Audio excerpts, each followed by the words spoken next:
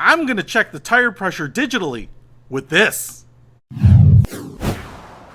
What's happening, Panda Nation? Peter Von Panda here. So here is the tire gauge, and I've had kind of the low-tech ones that are kind of like low-tech tire pressure gauges too, but I wanted a super high-tech one, and I'll tell you what, this was under 10 bucks, so even for being high-tech, it's not overly expensive. So it's actually on already. Well, and there we have a battery under there. So just kind of your standard watch battery. When you need to replace that, eventually they will go out. And then we have, it's kind of like a polyester construction. It's pretty light, but seems pretty durable. And then we have the little plunger here. So this is where you would put it on the tire. And this little pin right here would go down into the tread. What I should do is get a flat piece of plastic here. So if I push this in, so the pin is flush, you can see it says negative 0.4 inches. But what I want to do here is hit the 0 button, just like that.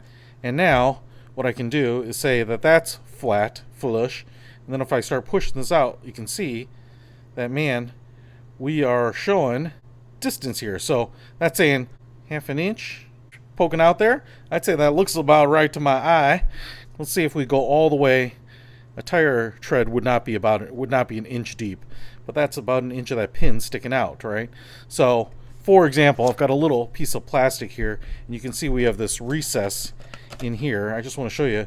Now if I have that down into this little hole and I push this down, it's going to push that pin back, and it's saying 3/10 of an inch, or 35 hundredths of an inch actually, so a little over 1/3 of an inch deep. So that's pretty decent tread. And we can also look at our guide to see what our recommended tire tread depth is. So what I want to do now is check the tread on my car, front and back, and see if my drive wheels have lower tread than my non-drive wheels. And if they do, I should probably get them rotated. So let's go try it out in the real world. Now, it's my understanding that 5 30 seconds, 6 30 seconds in tire depth is good enough. So you want more than that. Now, it's probably easier in millimeters, but we're going to do this in imperial here, and I just want to see if my front tires are lower than my rear ones. Now, it's kind of nice. I love my tires kind of pushed out like this.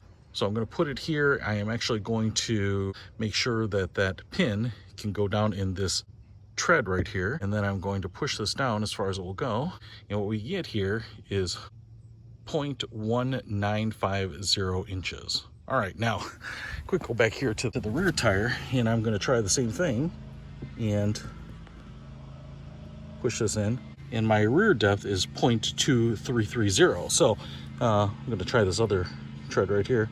Looks like it's about the same thing, pushing it in. What I also like here is I can change it between inches, millimeters, and then also in the fractions, which is nice. So I think that F is fractions. So you can see if I push this in here just like this, now you get a fraction here, 23 1/28. So my rear tires here are definitely deeper tread than my front tires, which is actually to be expected with 30,000 miles on it. So I think I'm going to go ahead and get these tires rotated. So that's how you use a digital gauge to measure tire tread depth and see if you need to replace your tires. So if you want to pick this up, it's only a few bucks, and I really like the fact that it has a digital readout. It's really simple to use and leaves no doubt in what condition your tires are in. So if you want to pick this up, I'll put a link to it in the description below. Peter Von Panda, out. We can discover more and explore so much deeper.